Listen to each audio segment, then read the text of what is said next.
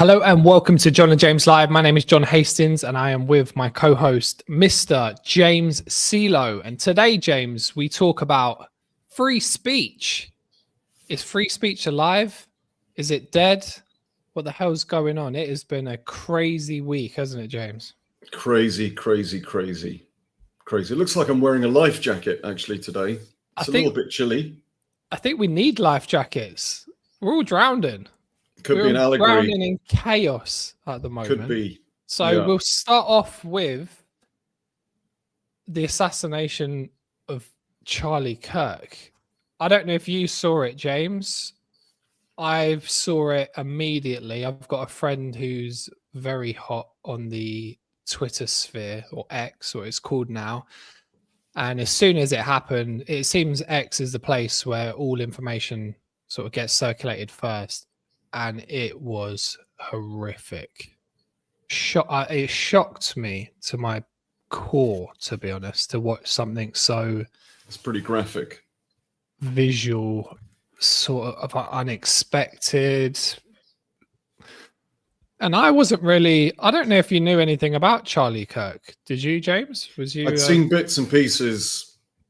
So there's reels of him in sort of public. So he'd be there with a microphone and there would be a crowd of university students or whoever was there talking to him. And, you know, it was a fairly kind of heated exchange and he would basically bat the comments back. And I mean, from what I saw, he was quite articulate.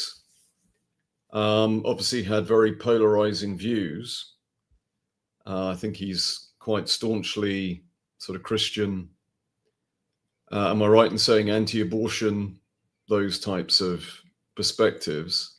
I think so. It looks like he was a religious Christian guy, sort of preaching the moral values of Christianity, and then going into the sort of less left-wing sphere of universities, and then saying that he's having an open debate with people.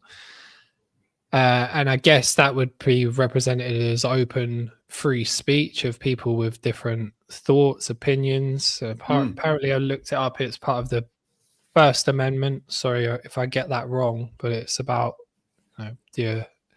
your ability to be able to express yourself, share ideas, and have open debate to try and identify or come towards some type of truth. And I guess that was his thing. It seemed a bit combative for me. It turned into a little bit of a viral soundbite thing because you was going up against people that were potentially...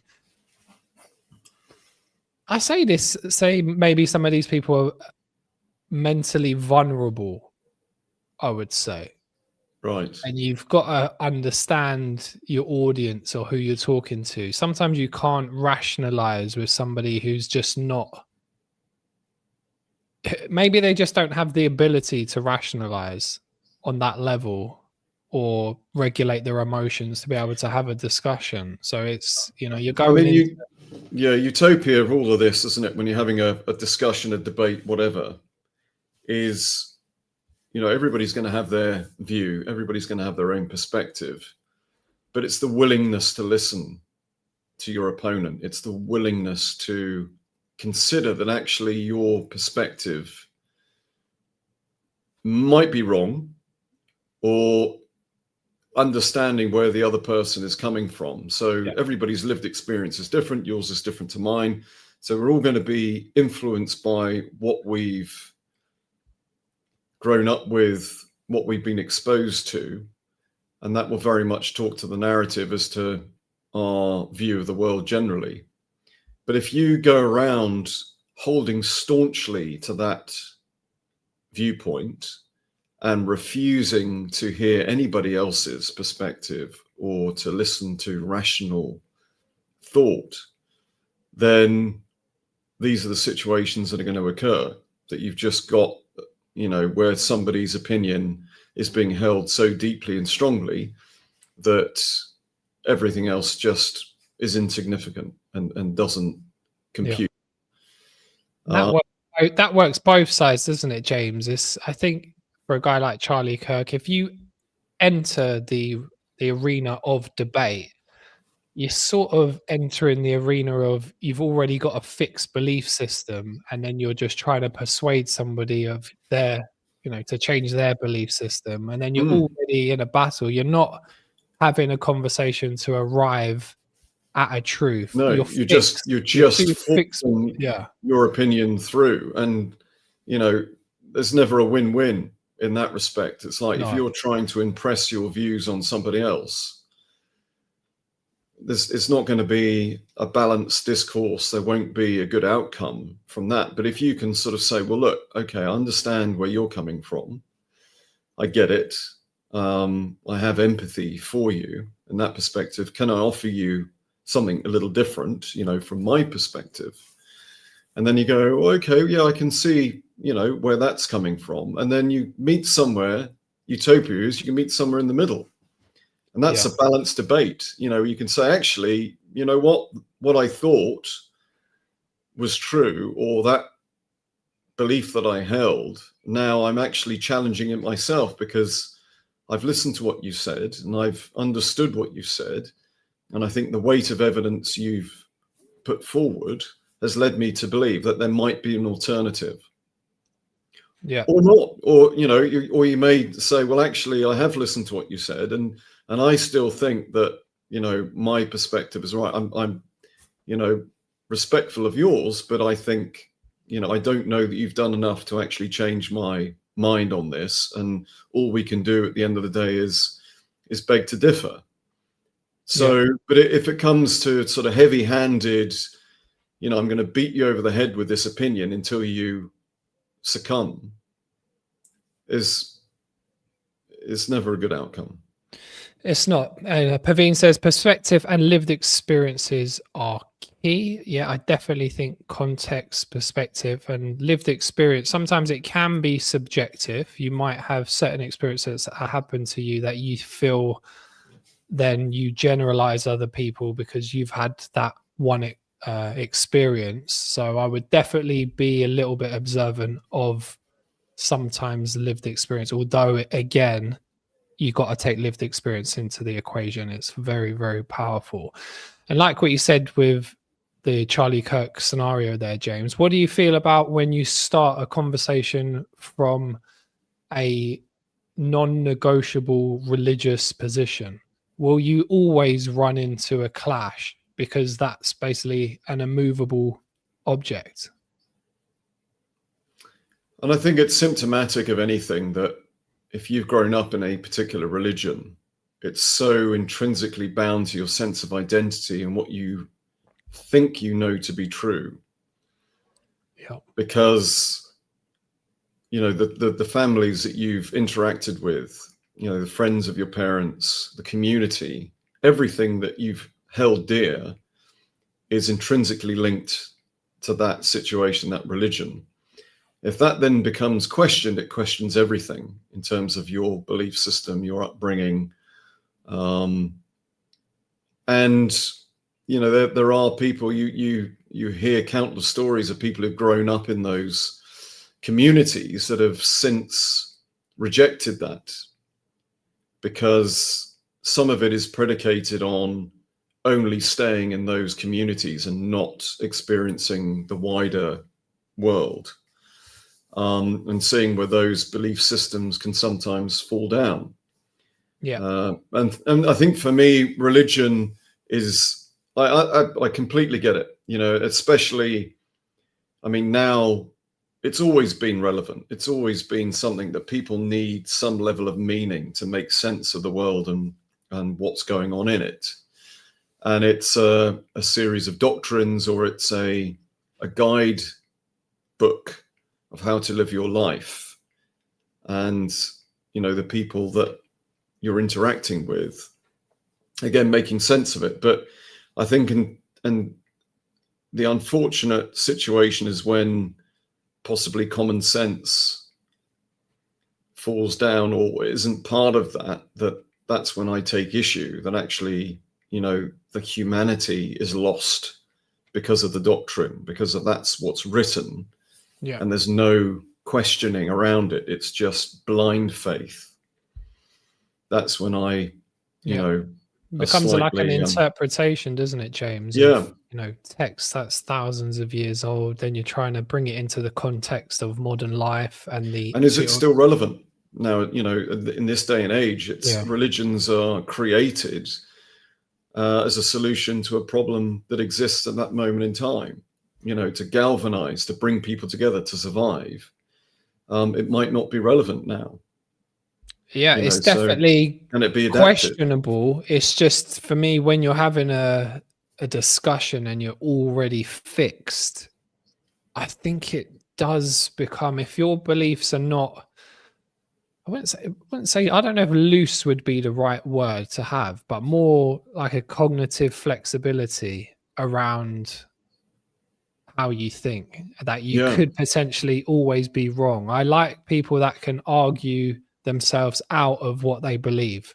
There's a huge respect, but I think fundamentally, if you can come into an argument or a situation, a conversation, there's a fine line between giving in or just, not having a strong enough opinion to, not being in a situation where you can entertain the idea that you could be wrong, that there is a different perspective, and being curious about that and open to the idea that you're not completely right in any, and there's so many different facets that come down to it in terms of ego and again, how comfortable you are in your own skin, fear, certainly the fear of being ostracized. If you're within a community and then you start to question the belief system of that community, you risk being ostracized.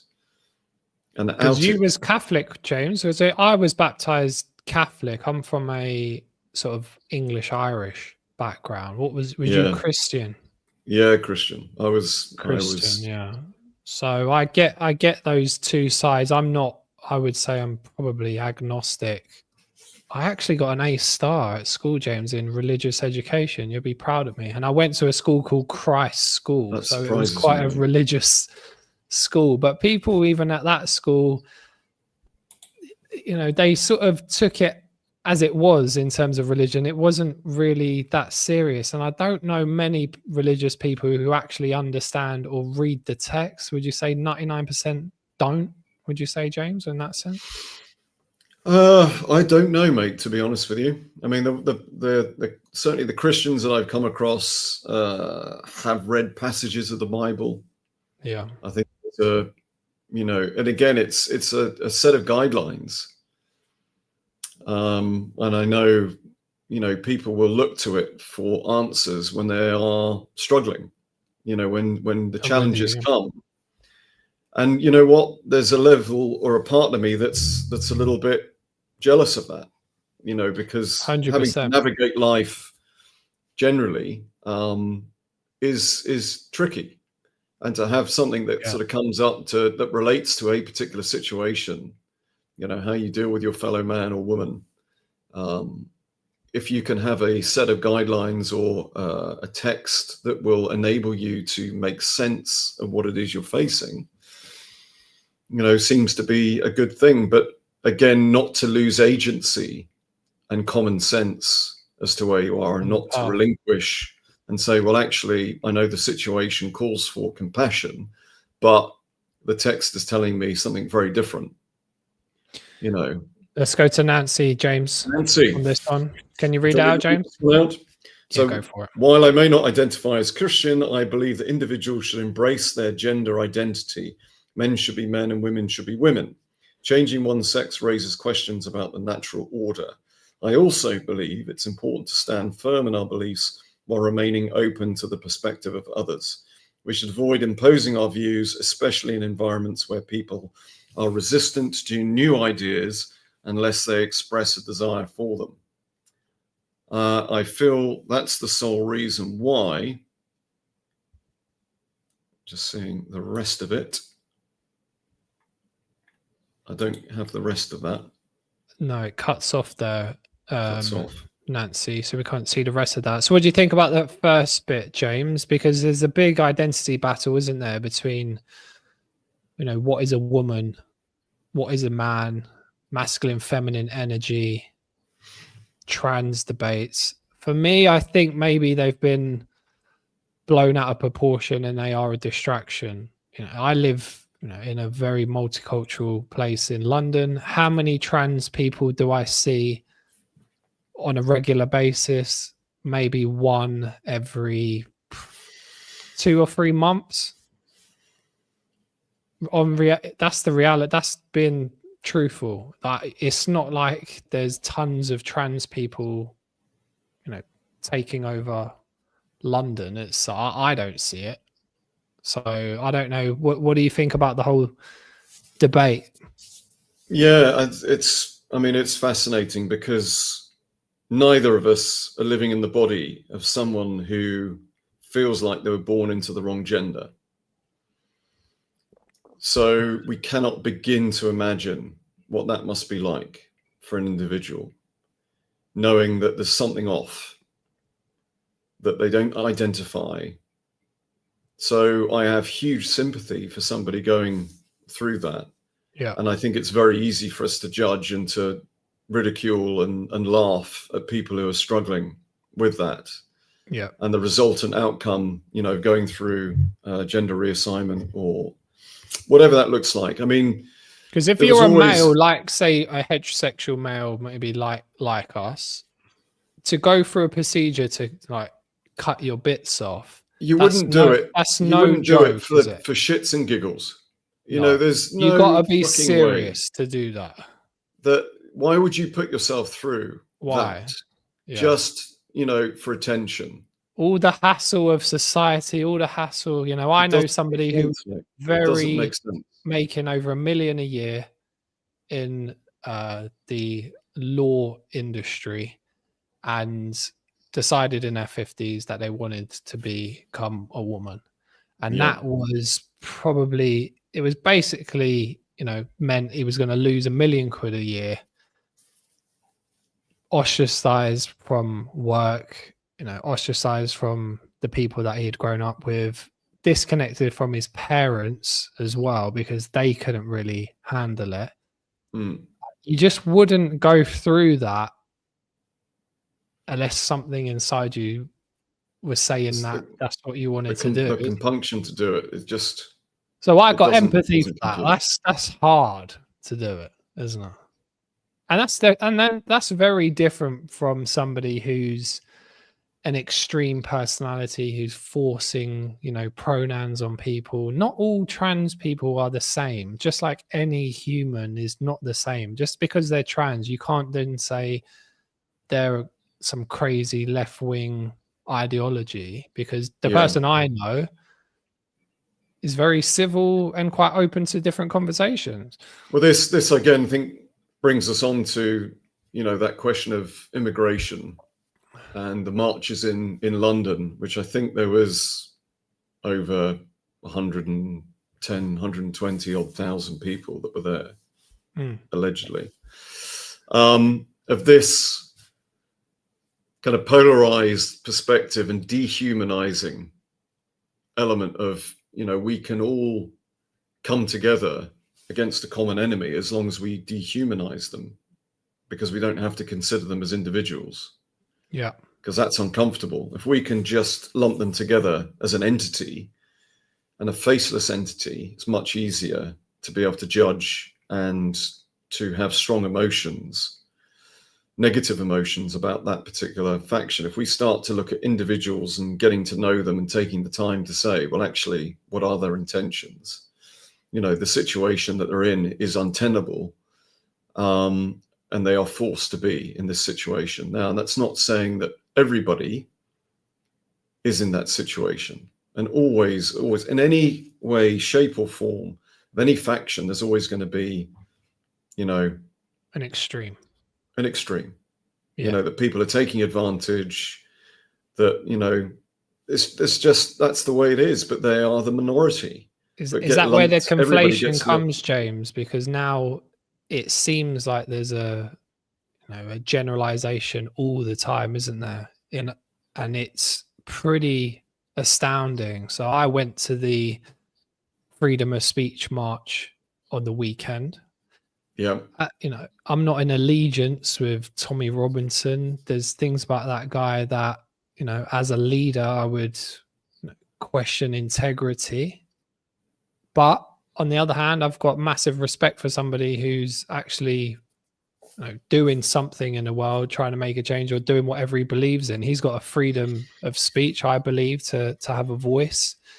Yeah. And I went along to see what was going on with this march. And in general, it was super peaceful. It was calm, 150,000. I was there, 20 feet away from the violence that happened. There was context behind it. There was another march very close by.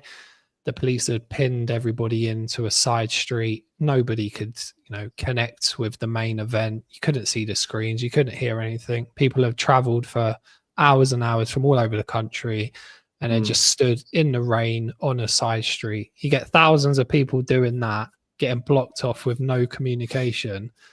Then all of a sudden, the tension starts to rise.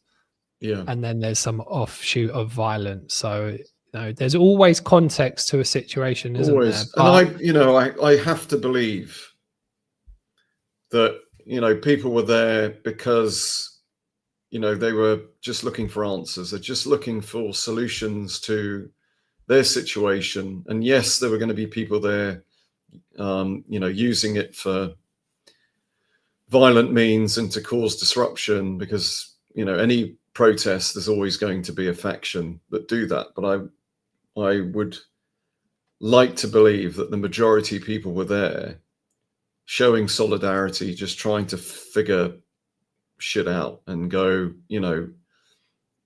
whether it's the government has let us down, that our current situation economically, it doesn't seem to be fair. And that's down to, the way in which media report around immigration, that, at the end of the day, they want to sell headlines. Yeah. And, a lot of what is consumed online is sort of directed towards that narrative that, again, we're becoming galvanized against a common enemy. And that is immigration, and that the numbers of people coming in, and the narrative, the common narrative, is that they are getting unfair advantages over people who were born here. Yeah. And that's been exasperated by the sort of cost of living crisis, hasn't it, James? When more people are under pressure, they're going to be less tolerant to things that they see around them. And talking about the media side, I spent 6 hours walking, talking with people at that march. And if I'm being honest, most of the time, these are just, they're sort of working class, normal, I would say, people. You're going to have your factions that are more extreme. Once you get a lot of people in the same place together, you get this sort of football type noise, when people change their voice and they get a bit like, oi, oi, that type of strangeness. Yeah. And it's not, I don't really, I'm from that. I grew up in that, in pubs, and I'm not even somebody who would associate myself with people like that. It's just not my scene. It's not my vibe. Yeah. But you'll get lumped in. If the fact that you were there, you will be lumped in. I would be lumped in. Yeah. You're an individual there, just curious about what was going on, almost there for kind of research purposes.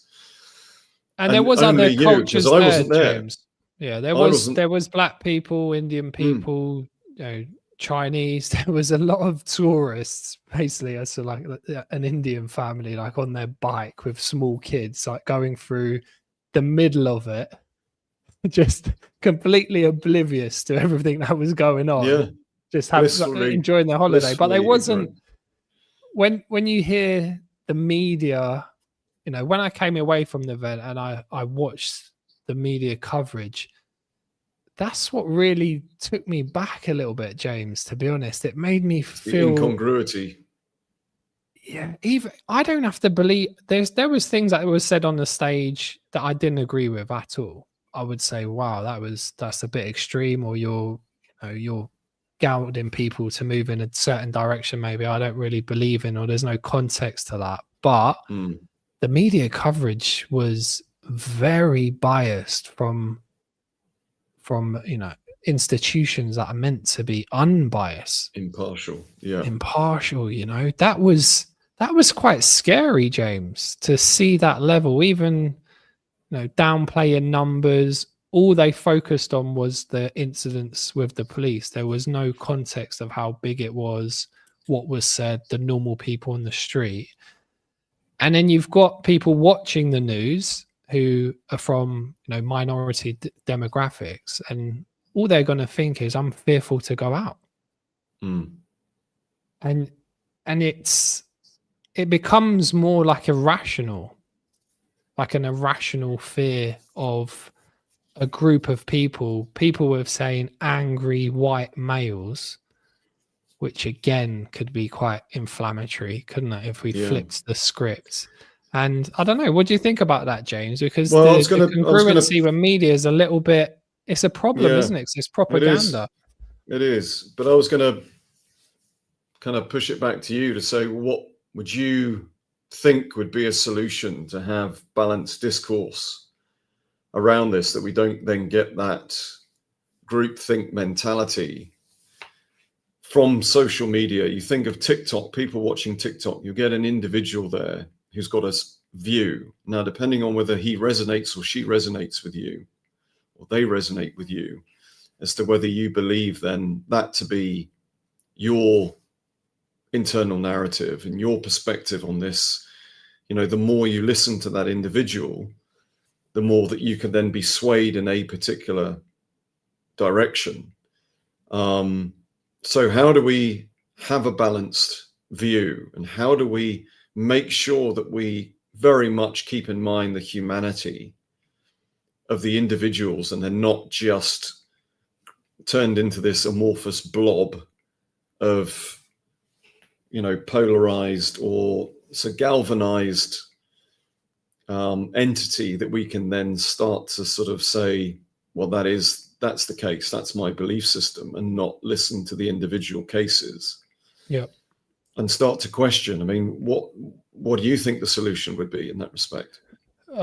If I'm honest, James, we're speaking to people online and seeing the sort of divergence in thinking afterwards. I would say that somehow from the education system, we've got to learn how to think critically. I think it's a huge issue that we're not taught how to think rationally, or how to question or understand a belief, or understand an identity. Some people are. Either that's education or upbringing in terms of, parenting, that, I don't know, mate. I'll try to think how I brought my kids up, but it was like, and I've always challenged the status quo. I've always tried to make up my own mind and not be led by any particular faction, and to look at both sides of a situation. And maybe that's only a fairly recent thing.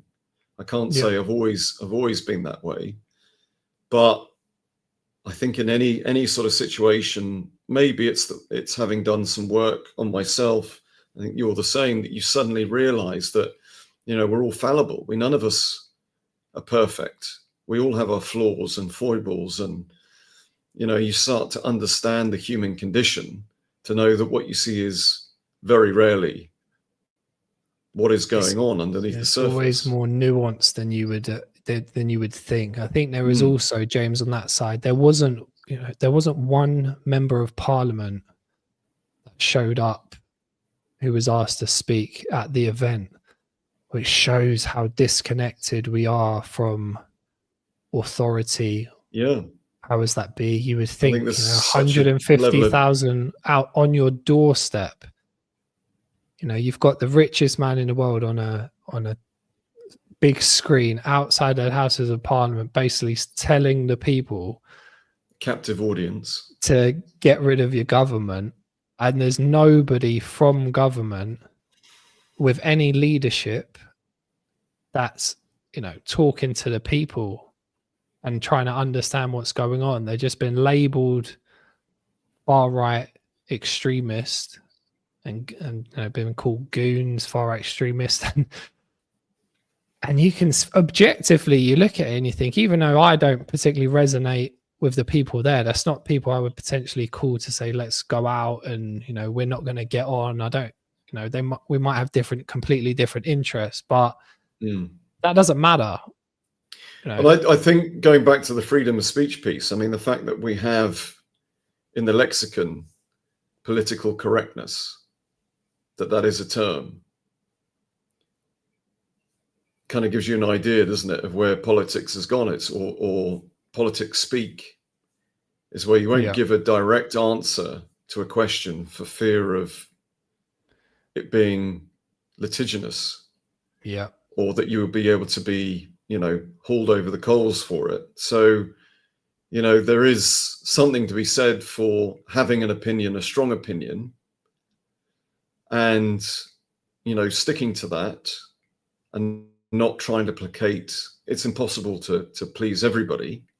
So, there is potential that something you say may upset somebody, a faction. But I guess if your compass is, the moral compass is set that you are trying to do it for the good of humanity, and that comes with many interpretations. But there's no strong stance that it's a little bit vanilla. And then everybody's left to think, well, you're not really making a stand on any particular side. That's the problem, yeah. You're being sort of middle of the road. You're not left, you're not right. Is that a skill, James? Is that why, when people feel uncertain and you're not really comfortable with holding two truths in one, or you're not comfortable with a paradox, it's unsettling for people.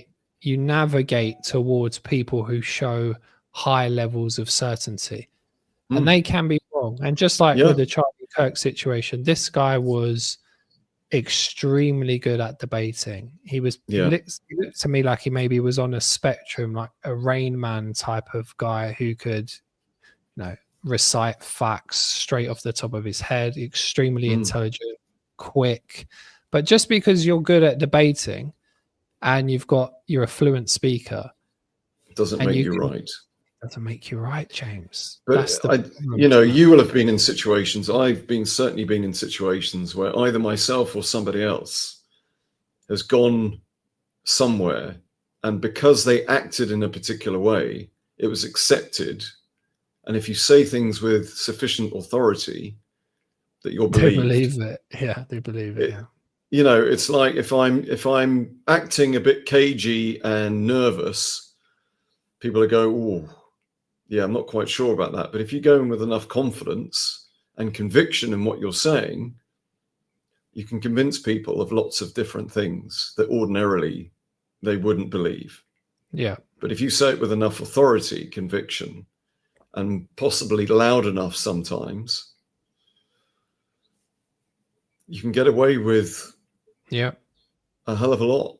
And I'm the opposite, James. When I see people who speak with a lack of certainty, or they're open to not being sure, my trust level goes up massively. That is different.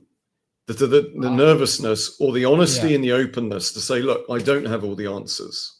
This is a complicated issue that goes back millennia. Yeah. And we need to arrive at some solutions, find some first principles reasoning of what we want. But if you look through history and you look at the great orators and the way that they are able to rally a crowd and whip them up into a frenzy, invariably it comes from very strong rhetoric, and a total belief in what it is that they're saying. There's never any doubt in their minds that they are fighting a just cause. When in reality, the truth is always somewhere in between. Very different.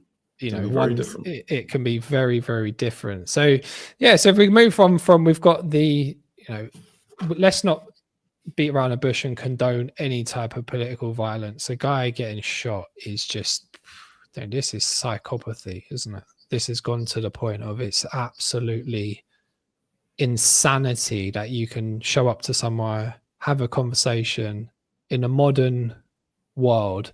Yeah. And apparently he was wearing a bulletproof vest as well, which is even more crazy that would happen. And then for there to be a massive march in London and no MP turns up to speak about it when it's 5 foot from Houses of Parliament is also crazy, isn't it, James? But what do we think about this, the feeling that they've got about immigration? How do we feel about this multicultural society? So if I give it some context, let's say 100 years ago, we looked at some stats. It looked like, there was like 38 million people in England, and let's say only 10 to 20,000 of them were black, or a small diversity. Even if we go to the census of 1991 to see what the majority of white people were in England, you're looking at, say, 94% plus. It is a majority ethnic white. Again, that's, there's a diversity within ethnic white. I'm ethnic white, potentially English, Irish, going back, Russian. You've got Italian ancestry, haven't you, James? But it's a predominantly, in modern era, a Christian country that is predominantly white. So how do we square that with introducing other religions, being tolerant of other religions, being able to practice religions, and that growing in a predominantly, say, white Christian country? It's a big question, is it, James? Yeah, that's just got good luck with that. Yeah, thanks, mate. Thanks. Again, it's highly nuanced, isn't it? It's our living conditions. You and I, we could be classed as privileged. That you sort of closer to central London will have much more of a myriad of cultures surrounding you, so you kind of get the sharp edge. Yeah. He said that people in London, is 38%, they would say now, consider themselves white English in London. Yeah. Which even I was shocked at. But walking down the street where I am in southeast London, visually, I would say ethnic white English, I would say in the minority. Yeah, you are looking at maybe 3 in 10 type of stats, like the stats are saying. So it does feel.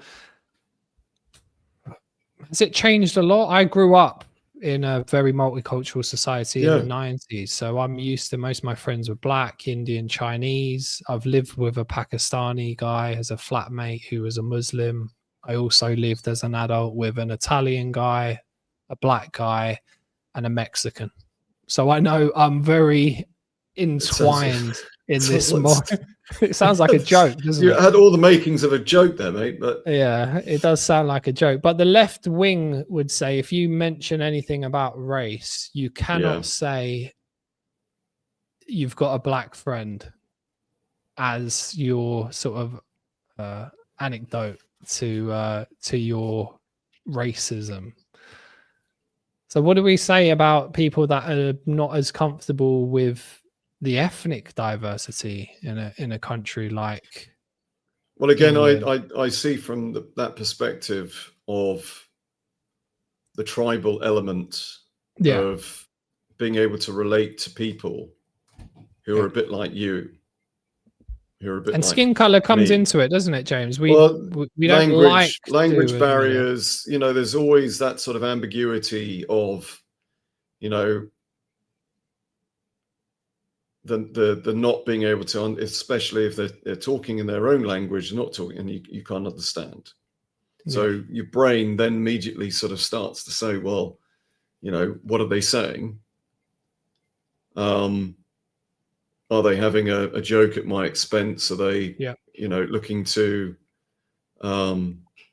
get one over on me? Whatever. The monkey brain starts to kind of monkey think, brain, and that can then lead to this whole thing as like, well, and the reality is very, very different, more than likely. But because we don't understand the language, they may not look like we look. They don't look like the image that we see in the mirror every day. The culture, their certain practices are different. That it's an unknown entity, so it makes us unsure. Yeah. So snap decisions are being made millions and millions of times a day. And we seem to navigate towards people that look like us. Even, I was a professional football player. I played for many teams, very diverse teams, where I was one of the only white people in the team. And I would say even then, people sort of navigate towards people that look like him. Maybe the black guys would hang around with each other. Some of the white guys from a certain background would, maybe the Irish. And then you'd have a few people like me who don't really fit into any group. So you'll get one white guy, one Chinese guy, and a black guy and an Indian guy all hanging around together. We're like the sort of outsiders who don't really feel like we fit in anywhere, and we just come together. Yeah. So you do get that. And there's a kind of a natural order to that. But I think, again, it comes down to the individual, that you feel comfortable enough in your own skin to be able to approach, strike up a conversation, ask questions.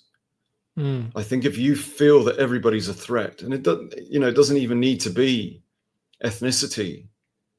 If you see a guy that's 6'5" and about the same wide, and you feel pretty insecure in yourself, you're going to feel fearful.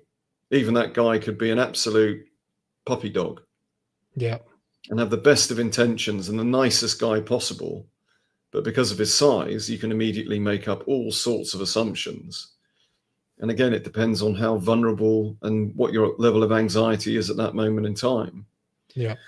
So that was the problem with that march, James, when you hear speeches where they would say, it was basically insinuating in some cases that like Muslims are going to end up raping your daughters and things like that, and you just oh Jesus, it's astonishing. This is like insanity to wash everybody with a certain brush, and there's so much hypocrisy, isn't there, in that with the Epstein stuff. It's like predominantly white males who are pedophiles. Yeah. There's so much contradictory evidence to that. Sure, there might be some, sects of cultures that, are potentially more likely to commit certain crimes. So we might say black youth culture. There's obviously a knife crime problem, you would say, in London. But that doesn't mean it's necessarily a black problem, because Scotland had a knife crime issue at the same time. Then we could say black on black violence in America, so black people killing black people. But then you could say Ukraine versus Russia war. That's probably 500,000 white people dead on white crime. So it just depends how you want to look at it, isn't it, James, to be honest? Yeah, we haven't even touched on Gaza, Israel and Palestine. It's just, and the polarizing kind of tit for tat around that. It's like, well, they started it, so they're justified in retaliating. And it's like, well, how can that ever be a solution? How can that ever bring peace? When, you say, well, that was historically the situation. Issues in Gaza have been going on hundreds and hundreds of years. Yeah. So do you have to, James, to have some type of, a high level EQ, I would say, to be able to deal with such situations in terms of leadership position. Because I'm thinking of people like Elon Musk. There's some things about him that are genius. They're obvious, some of the outcomes that he's come out with. But then you've got another side to him. Everybody's got their darkness, 100%. But when you're, when you're saying certain things in certain contexts in certain places, there's got to be a level of responsibility for your power and free speech. About to say he's got huge responsibility as far as that's concerned, but again, he's a human being, a flawed individual at that. But you'd like to think he's got a group of advisors that would say, you know what, Elon, it's probably not the best outcome if you were to go down that route. Whether he's the type of individual to listen to any of that, or just believes that he's above any type of scrutiny as far as that's concerned, and that's his, again, the freedom of speech. He has that right, but he has a platform and has massive amounts of responsibility around that, to be to be mindful of it. So, I like the diversity around the world, James, to be honest. I do like going to a country where I can experience the full depth of a certain culture, that I don't really want it to be diluted for a selfish reason. So if I go to Spain, I don't want to go to, say, a part of Benidorm where it's been taken over by English people and there's English pubs, English food. I want to go and have paella, tapas, be surrounded by Spanish type people. If I go to Jamaica, I want reggae, dreadlocks. I want beaches. I want the warmth of the people there. I don't want English when I go there, James. Is that selfish, or is that maybe primitive thinking that I just want what I want, and why can't English people all live together there with Jamaicans and it all mixes up together?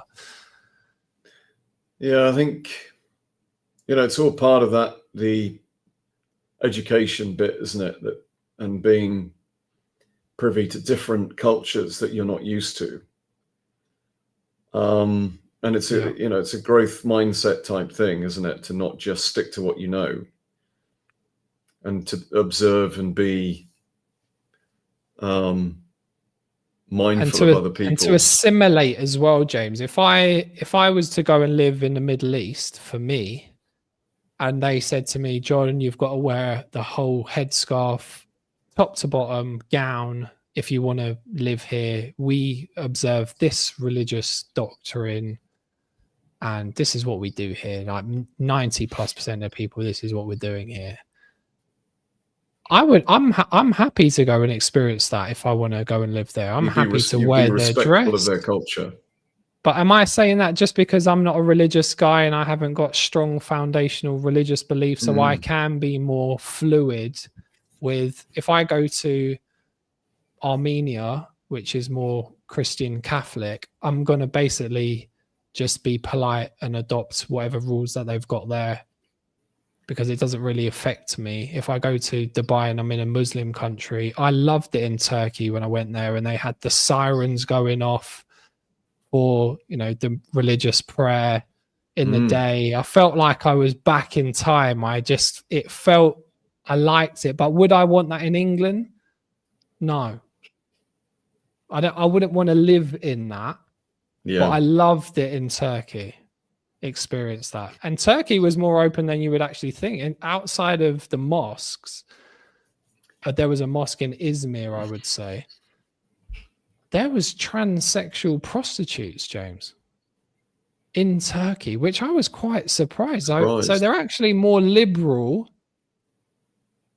than you would actually think. And I know, living with a guy from Pakistan, that there is issues within the Muslim society as well, with individuals because they're becoming more westernized. So even though I know internally the Muslims are starting to question beliefs as much as any Christian is, and it's hard to follow old doctrine in a modern society, I would say. What if those impositions were an imposition? You know, having to wear a particular outfit was very, very hot and was uncomfortable for you. But they're not, though. That's what they're built for, aren't they? The clothing specifically. If it was imposed, built. well, that's okay. So something then, if you were told that you had to pray at a certain day, certain time of day, and it inconvenienced you, would you feel differently? If I was forced into following some sort of religious doctrine, if I couldn't opt out, I would choose not to live in that country. I wouldn't move. I wouldn't visit that country if I was forced to go to. But for me, I would probably like it because it would be different than the norm. So if I had to go to Indonesia and everyone's a Muslim there and I was forced to do prayer every day, for me, I would like it. Even though I'm not religious, I would just like the experience of experiencing something different. That's what I would potentially like. Yeah. But, you know, there was something nice about the feeling of a little bit of, you know, pride for, I don't know, being what we would say English, whatever that is.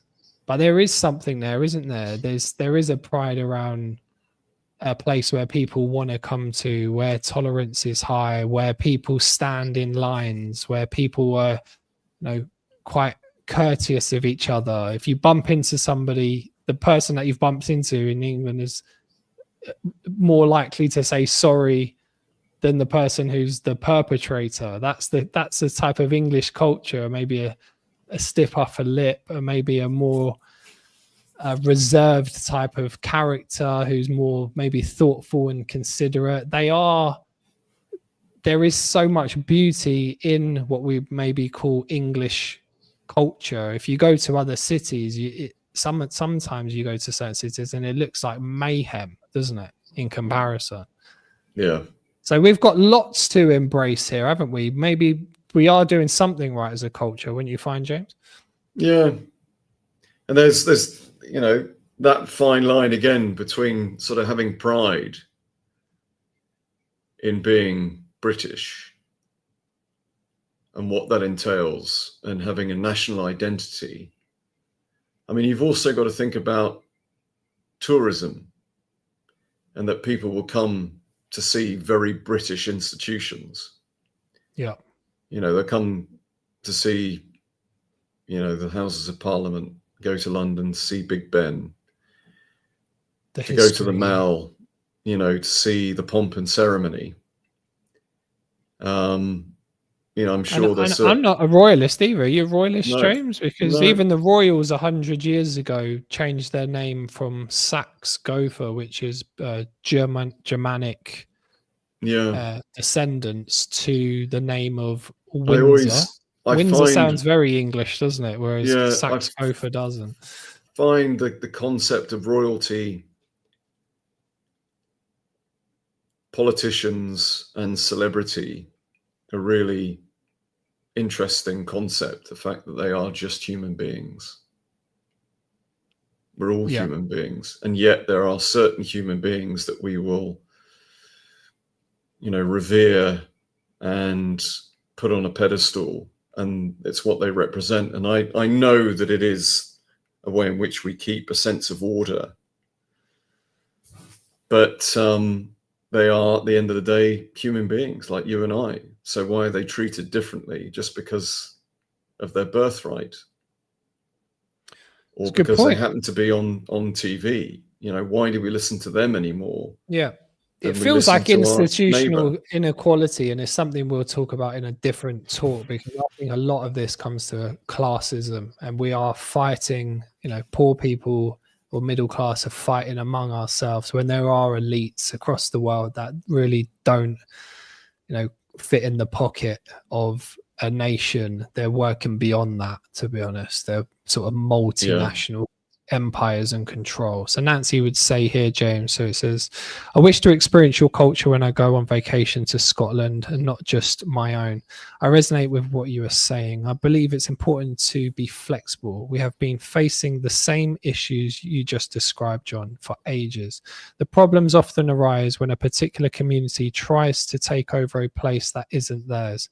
I may be wrong, but I think we should respect the rules of the country we are in rather than imposing our own religious laws on others. I think there's, I don't disagree with what you're saying there, Nancy. I would definitely probably put, just sometimes devil's advocate if we try and push against that belief and say what Nancy's saying there. Let's look at recent history of the British Empire, or even the foundations of America. People would say that is people coming from one land, taking over, colonizing other lands. And now we're feeling the impact of people, of wars that we've been in Afghanistan, in Iraq, in different places of the world.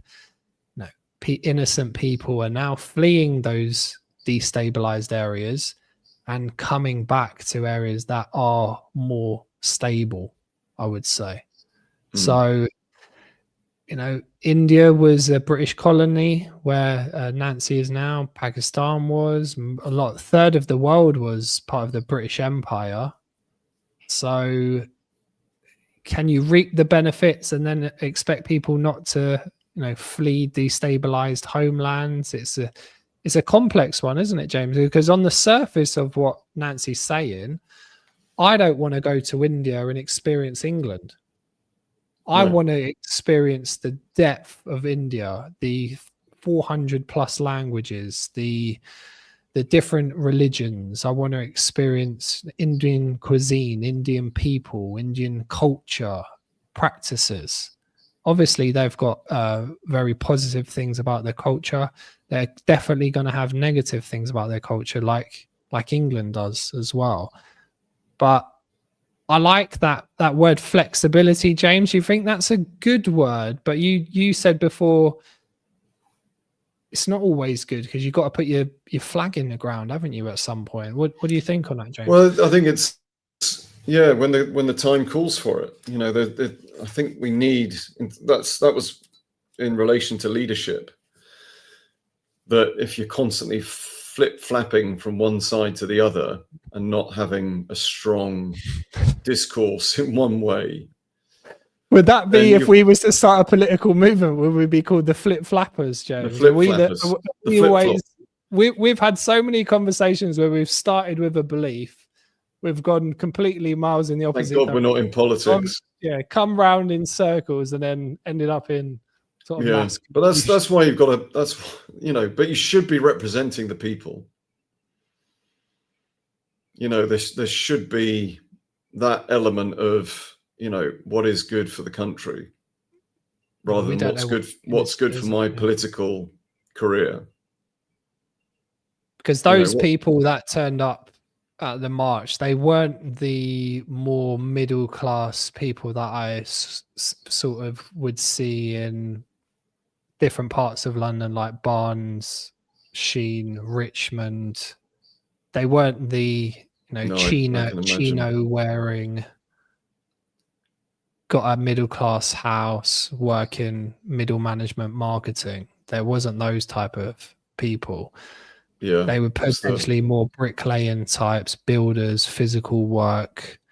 Not always, but I'm just generalizing. There's a different types of people, and women with hijabs. Do they want to go to a party with a group of bald-headed white guys with tattoos? There's nothing wrong with them not wanting to go because they might not like the same music. They don't really speak the same language. They're just different types of people, aren't they, James? I would suggest. Yeah. Man, Yeah. this is a. I Hot did come away potato. from the walk, James, and I was a little bit more confused than I Were you? started. I think so. Yeah, I think it's such a complex array of conditions with technological revolution. We've got, historic contexts with, colonization, inequality. There's the class system. There's empires collapsing. There's an evolution of consciousness. There's economic issues of the evolution of capitalism. There's all of these are playing into a very big melting pot of conditions and contexts that, unless you take a step back and try to understand it and digest it, you've definitely got no chance. All you're going to do is basically vote on a personality or what intrinsically triggers your emotions. Yeah, I think that's it, mate. I think you just nailed it. It is taking a step back. Just take a breath. And join the flip flappers. We've just started the flip flappers. And it's not a bad thing to flip flap, unless you are in power, in which case, you need to say, this is what we stand for, chaps. This is what we definitely stand, against crazy violence. People should have an open, you got to have an open platform to be able to express your opinions and ideas, but you've also got to take the time to learn how to think. You got to be able to express keep an open mind. Keep an open mind. There's got to be some boundaries with it as well, James. I think you come to a discussion. I think it's great if you can argue the opposing parts of your own beliefs. Argue yourself out of a belief. If you've got a belief, extrapolate it outwards to its extreme. See if you can break it. That's always a good technique. I was thinking of doing a course, James, of how to think like a, superhero thinking, something that I would use myself. I know in law they used, different levels of logic, and it could be, tied to your identity, your emotions, how to use logic, framing, assumptions, how to not fall into cognitive biases. There's all different traps of how people think. And once you understand them, maybe this is where the evolution of consciousness and human beings are going, where we can understand people beyond our primitive biological reactions that are pretty much trying to keep us safe based in fear and scarcity. We're going to move into some type of large scale abundance, which potentially AI could bring us, but that's only going to come if we've got the consciousness to match it. But again, James, it's a tricky one, but thank you for being your very balanced self as usual. And as white heterosexual males of white ethno-English Irish and ethno-English Italian descendants, I've also got a bit of Russian in me, apparently. Quite far back, a few hundred years ago. Well, I got some Irish. You got some Irish as well. So we're all a match of pretty much everything, aren't we? Yeah, we're all immigrants deep down. But for me, if there was a woman being attacked in a hijab, I'm the first to jump in. I cannot stand any type of, that violence against people. They're a human being. I don't care what your beliefs are. You've got to protect people, let them have their say. But you've got to also respect everybody else, haven't you? You let people have their cultures and their say. If you want to believe in your religion, by all means, go for it. Yeah, just be mindful of the impact and the people around you. James, I think we need a movement ourselves, don't we? It would be a long discussion. It would definitely be a well thought out party, wouldn't it? To be honest, it would be balanced. I think we could definitely arrive at some very good solutions. First principles thinking, systemic thinking, rational, but with emotional depth. That's what we bring to the table, James. We're coming on it. It's like an advanced human being. an advanced civilization, James. That's what our movement brings. We don't deal with certainty. We are so confident in the unknown. We live in the uncertainty, James. We live in the unknown. In the unknown. We live in the question, James. We don't need the answer. Just in the little bit underneath, the squiggly bit. And that, my friend, is courage over fear. And we'll leave it there, James. Thank you, Nancy. Thank you for contributing as usual. Thanks, you, Paveen. Thank you, Salu, and thank you, Paveen, and for whoever's watching this in the future. Take a breath before you revert to anger and shutting people down and making assumptions. Question your own beliefs, cross-question them, extrapolate them. And I think that way we can have healthier dialogue, I would say, James. Yeah, start by stressing the void. Let's address the void. Thank you very much, James. You take care of yourself. You're welcome. And lots of love to people. Yeah, let's try our best. Take care. Bye-bye.